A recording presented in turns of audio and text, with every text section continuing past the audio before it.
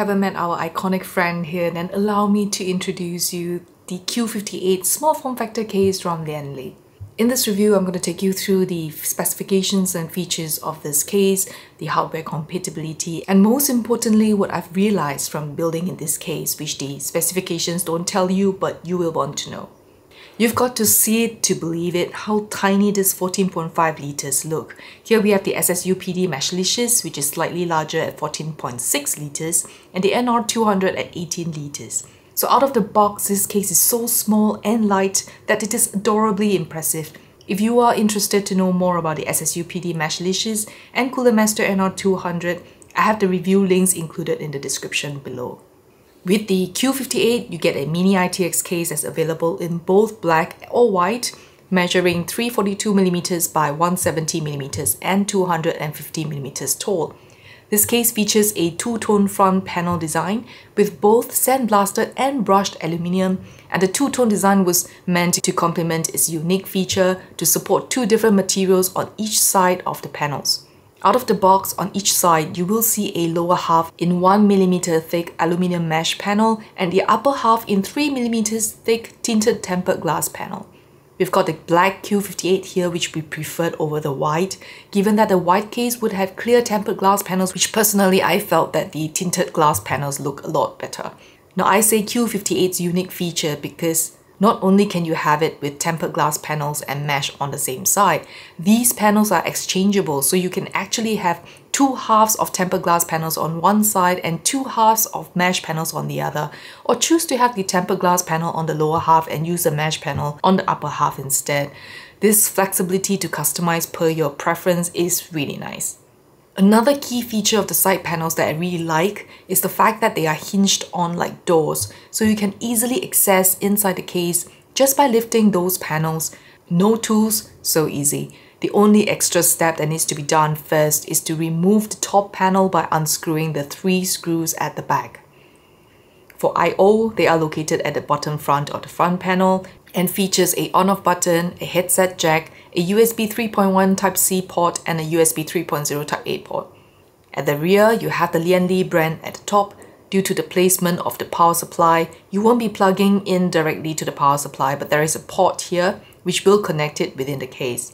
From the look of the PCIe slots, you know that we will be mounting the GPU vertically and at the lower half of the case, and the Q58 supports up to 3 slots GPUs.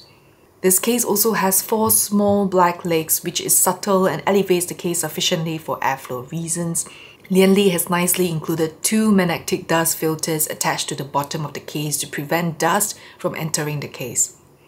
Also packed in the box, you'll have an ATX power supply bracket, a welcome card like you see here, 2 magnetic dust filters, an expansion rack for hard drive or SSD, a set of anti-vibration rings for SSD HDD mounts, spaces for HDD mounts, Velcro and cable ties for cable management, and a bunch of screws and clips. Now let's move on to hardware compatibility. For motherboard, this case works only with mini-ITX motherboards and it will fit nicely here. For GPU, the Q58 can take vertically mounted 3-slot GPU up to a maximum length of 320mm, and to be specific, by 150mm in width and 68.5mm in depth, which is quite common for mini-ITX cases. There is a PCIe 3.0 riser cable pre-installed in the case.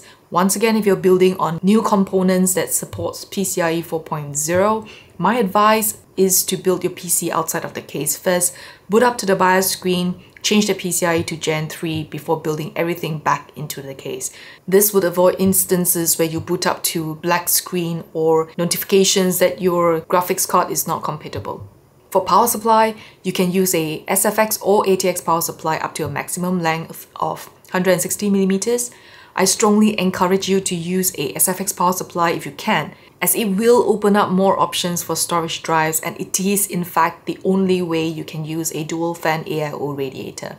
For fans and AIO cooling, like I mentioned, this depends largely on the power supply that you will be using. With a SFX power supply, you can install 2 120mm or 140mm fans on the top, which also supports AIO radiator of 240mm or 280mm.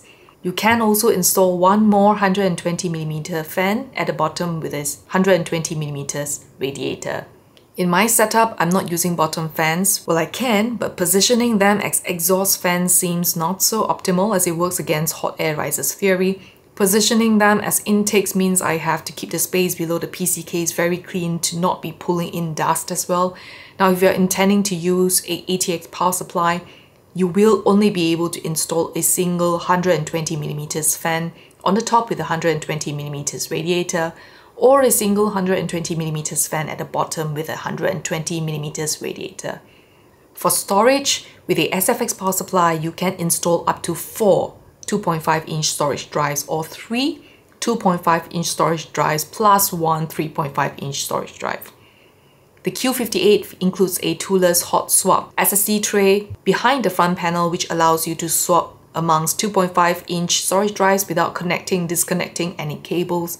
Now, if you are using a ATX power supply, then your options become limited to only two 2.5-inch storage drives.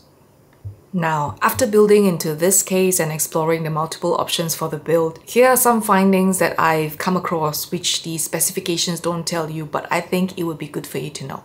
Firstly, this case has a USB Type-C port in the front of the case, which is very convenient for use. However, you will need a motherboard with a USB Type-C header in order to use this port. Now, a lot of ATX motherboards have this and it's not uncommon, but for ITX motherboards, it isn't so common anymore. But not to worry, in worst case, you just don't use this port, and any Type-C devices just get connected to the USB Type-C ports at the back of the case.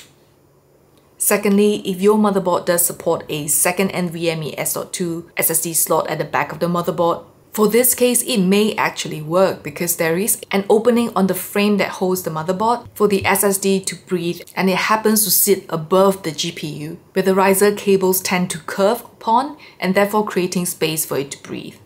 In the SSUPD Mashlicious case that I have, this is not possible because SSD position at the back of the motherboard happens to be where the backplate of the GPU is, so good to see that the Q58 supports that. The third thing I want to talk about is the toolless hot swap SSD tray. At first introduction of this feature, I thought it was really cool. You could quickly access your SSD and swap it around without having to connect and disconnect cables. But subsequently, after I've used the Q58 for a while, it seems to be more of a nice feature to have, but not significant unless you swap out your SSD very often. Continuing on the topic of storage drives, that leads me to my fourth finding, which is the 2.5-inch storage drive in a SFX power supply setup, where you can position the storage drive on the bracket behind the power supply. When I tried to put the 2.5-inch SSD in this position, I do find the storage drive seemingly being sandwiched between the power supply as well as the GPU. And whilst there's some gap between the power supply and the storage drive, I still find the storage drive sitting very closely to the backplate of the GPU. So I wouldn't suggest using that position for storage drive if you can help it. The fifth point I want to talk about is the built-in LED fan hub, which allows you to connect up to 3 5V LED or 3 fans. I think a lot of people might think that this is only good for people who are into RGB, but I find that whether you are using a lot of RGB or not, you will appreciate this because ITX motherboards tend to have very limited LED and fan headers. So having this built-in LED fan hub really helps as it reduces the need for split connectors for fans and LED, which makes cable management a lot less complicated.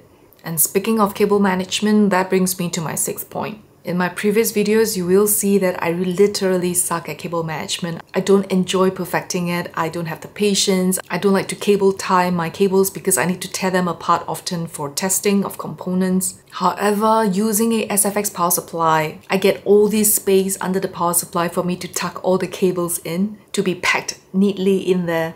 And somehow all the cables tend to be on the power supply side of the PC case, whilst the GPU side feels relatively empty, so having the space below the power supply makes a lot of difference. The seventh point I want to talk about is the mesh panels. Before you decide to buy additional tempered glass panels or mesh panels to better showcase your components, I want to show you how fine the mesh panels are. If you have RGB components in your build, they will be seen through the mesh panels. And this is something that's not optically obvious on their websites when you look at all the pictures that they share. I personally feel that the best layout is to have the mesh panels at the bottom, and that will support GPU and power supply air intake with the use of dual fans AIO radiator at the top of the case to exhaust all the hot air out of the case. My last point I want to talk about is the common feature of small form factor cases where the power is not connected directly to the power supply, but via an extension cable from the PC case to the power supply.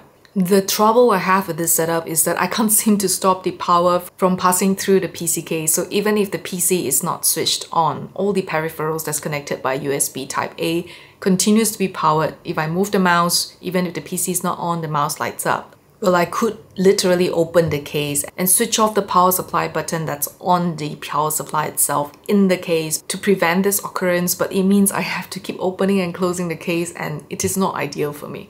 This is very different from traditional PC builds where the power supply power button is exposed at the back of the case where you can easily switch it on, switch it off all the time and prevent power from passing through the peripherals. Now this sums up what I want to share with you about the Q58 case from Lian Li. I think it is a really beautiful case. Look at it. It's awesome. I really like the small form factor, the small footprint it has on the desk. It looks so tiny next to my monitor. And in fact, it has officially replaced my Cooling Master NR200P as the second gaming PC that we have. This case retails for about 219 Singapore dollars. The case feels really solid. Nothing about it says cheap, and the best part about it is that it is so versatile in its looks. You can play around it to your preferences, and at the same time I really feel that having multiple storage drives options for more than 2 storage drives in a mini-ITX case is really a bare minimum that anyone can take. Let me know your thoughts on this case. If this unique case does tickle your interest, or if you have already purchased this case, do share your other findings that I've not shared here in the comments below, and that could really help benefit anyone who's trying to find out more about this case. Do subscribe to us if you appreciate what we do on this channel. Take care, and I will see you soon.